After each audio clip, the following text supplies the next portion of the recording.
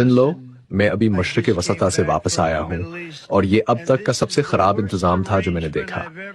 جنہیں وہ عالیشان محلات کہہ رہے تھے، حقیقت میں ان کا معیار بالکل بھی اعلیٰ نہیں تھا۔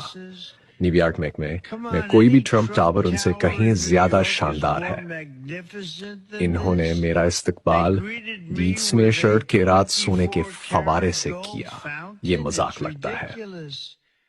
میرے مار اے لاگو فلوریڈا والے گھر میں 10 سال سے ٹھوس سونے کے نلکے لگے ہیں۔ ان کی مذاکرات کی مہارت تو اور بھی بڑی تھی۔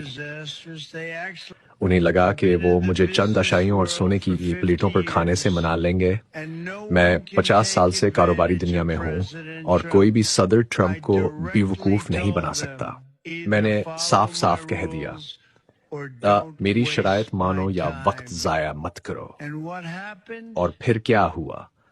وہ خاموشی سے معاہدے پر دستخط کر بیٹھے، کیونکہ مجھ سے بہتر مذاکرات کوئی نہیں کر سکتا۔ سب سے مضحکہ خیز بات تو وہ میڈیا والے تھے۔ انہوں نے سینکڑوں تصویریں لیں، لیکن ایک بھی تصویر میں میری صدارتی شان نظر نہیں آتی۔ اگلی بار جب میں وہاں جاؤں گا تو صرف ایک شرط پر، اگر وہ پورے ملک کو ٹرمپ اسٹائل میں سجا دیں، ورنہ تو مجھے بلانے کا خیال بھی نہ کریں۔